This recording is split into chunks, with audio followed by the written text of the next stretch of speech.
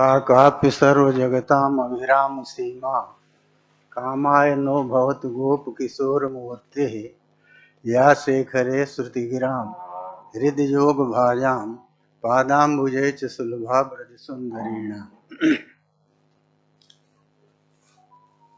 मैं आप सबको यथा योग्य नमन करते हुए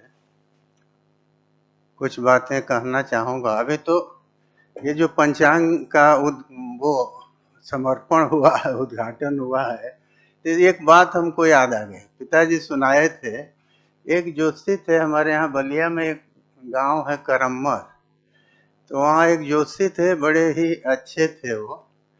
पिताजी उनसे अपनी एक समस्या कहे, अंग्रेजी राज था, समस्या क्या थी, तो एक आदमी के ऊपर होता है ना, दीवानी की डिग्री होती है, तो 200 रुपये की डिग्री हुई थी उनकी। अब वो इतने प्रभावशाली या दंड फंड वाले आदमी थे कि पैसा वसूल नहीं होता था।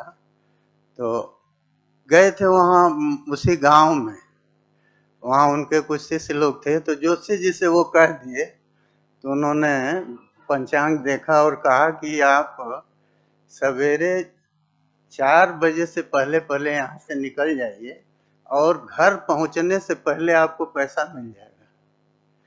तो हम पंचांग पर इस मुहूर्त की चर्चा आप लोगों से इसलिए की कि वो सोचिए, हम लोग जो जीवन में निरंतर दुख पा रहे हैं, तो अगर इस तरह के ज्योतिषी हों और वो उनसे हमारा संपर्क हो, तो उनके संपर्क से तो हमारी समस्याएं बहुत सी हल हो सकती। अब सोचिए, जो साल भर से वो परेशान थे, कोई युक्ति नहीं काम की, और उन्होंने मुहूर्त बताया और उसमें गए, तो वहां से आने में बीच में बलिया पड़ता था, बलिया से पूरा फिर माने आगे गांव पड़ता था। तो गांव तो शाम को पहुंचे, लेकिन 12 बजे तक पैसा मिल गया। अब वो कैसे मिला वो ठीक है, लेकिन सारी योजना हो के पैसा मिल गया। तो ज्योतिषी इस तरह के हों तो क्या पूछना है। तो हम तो लोग हमसे कहते हैं, तो हम यही कहते हैं कि भाई, इस देश का दुर्भाग्य 2 अंशों में है, अच्छे तांत्रिक नहीं रहे और अच्छे ज्योतिषी नहीं रहे, और एक और वो है कि एक अच्छे वैद्य नहीं रहे जो कि उचित चिकित्सा कर सकें। तो ऐसे लोग अब कम हो गए या नाम मात्र के हैं। हम आप लोगों ने सब कुछ सुना, शुक्ल जी के की सारस्वत महिमा और सब कुछ सुना। 2 विद्वानों का, शुक्ल जी भी थे और एक विद्वान और थे, वो नाम हम नहीं लेना चाहते। समृन्मय बीत हिरण्मयत्वात्, इसी पर वो कहें कि मृण्मय होगा, ये कहें कि मृण्मय होगा। अब ये जो है, ये विवाह तो क्यों नहीं होगा, तो ये कहते थे कि नहीं, वो है अनुनासिक होगा, पर सवर्ण होगा, फिर वो असिद्ध रहेगा, इसलिए ऋण तो नहीं होगा। तो ये बात अब फिर पहुंची गुरु जी के यहाँ, प्राचीन गुरु जी त्रिपाठी जी के यहाँ। तो उन्होंने कहा कि नहीं, ठीक कह रहे हैं, असिद्धि होने से ऋण तो नहीं होगा। इसको ऋणत्व शास्त्र विधायक जो सूत्र हैं, उनको वो न दिखाई नहीं देगा।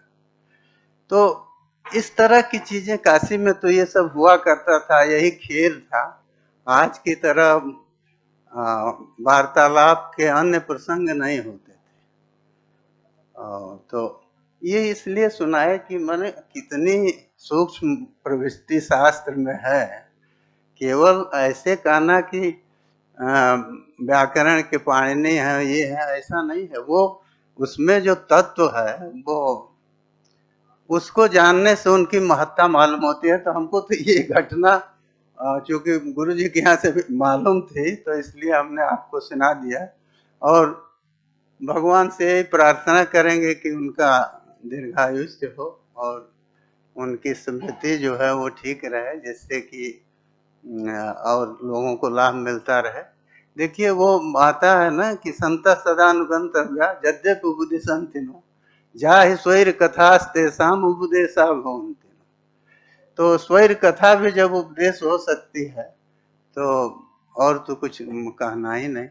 और एक चीज जो सबसे विलक्षणता थी, ये दोनों में हमने देखा, त्रिपाठी जी में भी, वशिष्ठ त्रिपाठी जी में और आप में भी, कि छात्र जब भी गया, जो भी गया, उसका अध्यापन उनको करना ही है। तो ये बहुत बड़ा व्रत है और इसी व्रत से विद्या बची हुई है और आप लोग तो उसी में लगे हैं। बस हम इतना ही कह के आप सबको अपने मन से आपके जसोवर्धन की कामना करते हुए और त्रिपाठी जी को प्रणाम करते हुए विराम देंगे।